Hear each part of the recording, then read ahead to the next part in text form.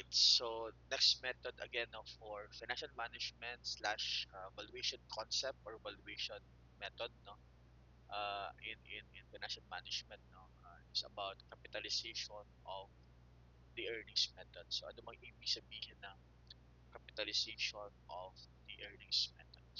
Sige, let's start. Okay. So as part of the capitalization of the earnings method, no, as part of the introduction, ito lang naman ay you just capitalize the earnings, no? So capitalization of the earnings method is a valuation method, no, that estimates the value of the business based on the expected future earnings and a capitalization rate. So it is also known as the value or to use to value businesses, no, that have stable and predictable earnings. So para at least if you want to create business or if you want to acquire business, ito yung ginagamit nila, no? Para at least you can be able to sell or to buy, no, stable or to have stable and predictable earnings. So the purpose of this is to determine the present value of the future earnings. Again, to provide the present value of the future earnings, providing the realistic assessment of the company's worth. Yan po ang ibig sabihin ng capitalization of the earnings method. Okay.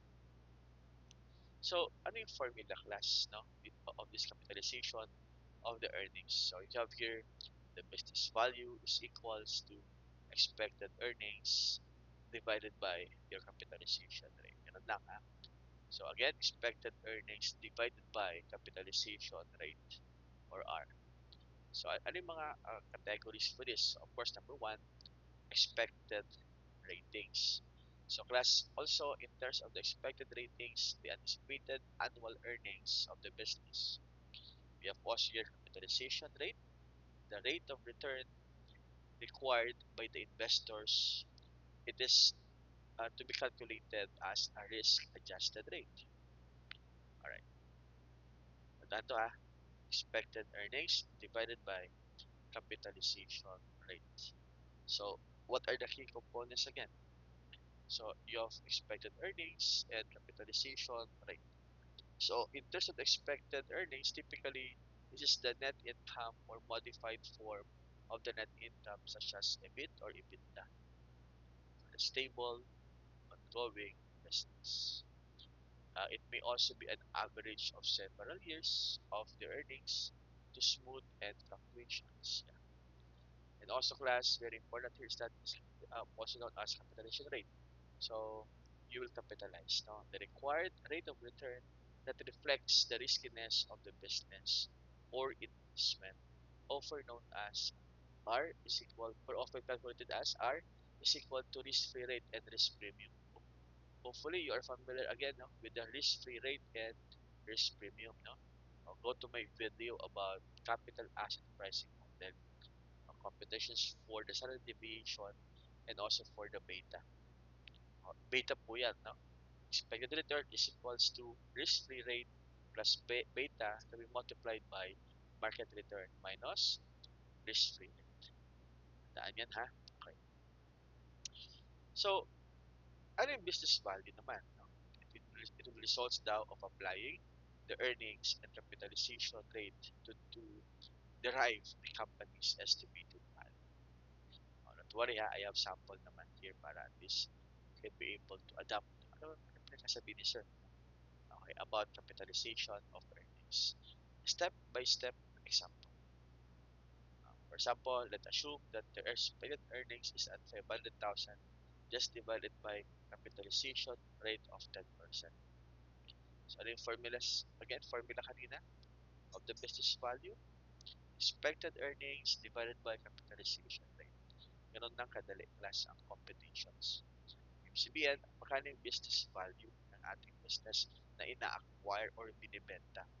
500,000 expected earnings just divided by capitalization rate of 10% and the answer class ay 5 million. Yan po yung cost kung gusto mong bumili ng business. Yan po yung cost kung gusto mong part of the rate, no? Capitalization rate. So yan po yung formula, no? So the calculation shows that the value of the business is worth 5 million based on the expected earnings and required of rate of return. Kaya medyo very important is marunong kayong mag-compute of the capitalization rate. Okay. Also, no, example also, no, another example is that if you have ABC company, expected earnings is at 1 million per year, capitalization rate is at 8%, just divide. That's the business value. Uh, If you have 1 million divided by 8%, you have 12.5 million. So the estimated value of ABC company is at 12.5 million based on the capitalization of earnings method. Diba? Ganun kadali lang class ang ating capitalization of the earnings. And when to use naman your capitalization rate, kailan mo gagamitin? So, sabi class dito, number one, appropriate scenarios for valuing established business or stable businesses will have a predictable earnings. When assessing naman for businesses with little growth or decline in earnings, you have also your valuation of small businesses or income generating assets. Okay? And also you have non-stable for or not stable naman para kanina. Hindi po siya pwede kay highly fluctuating or companies with highly fluctuating or unpredictable earnings. Tandaan yan yan pwede sa mga fluctuate, no? Or business experiencing significant growth or downturn. Significant growth, malaki, tapos bababa. Hindi po siya pwede, no?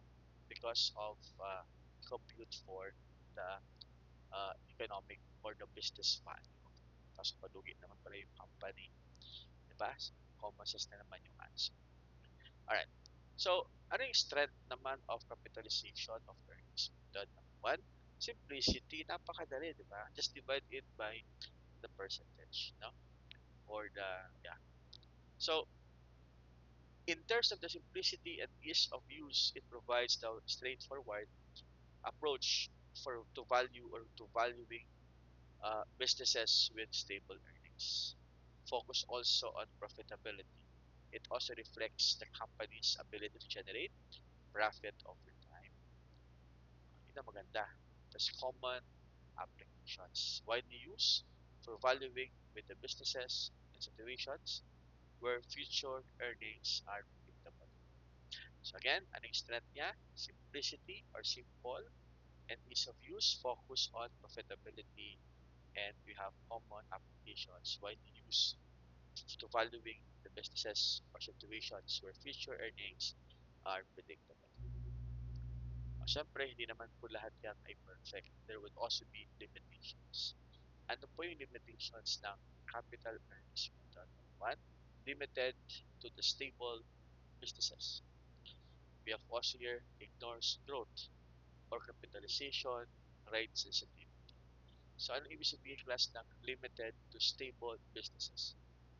No, not suitable for companies with unpredictable or value or volatile earnings. Ignores growth, assuming a stable level of earnings in the future which may not accurately reflect businesses. And also capitalization rate sensitivity. Ibig sabihin, the outcome of this, of course, it would have a high sensitive to the domestic capitalization or which can be half of or has subjective. Again, ano yung limitations? Limited to stable businesses, ignores growth, and also capitalization rate sensitive. Again, this is my last slide. No? This is my reference.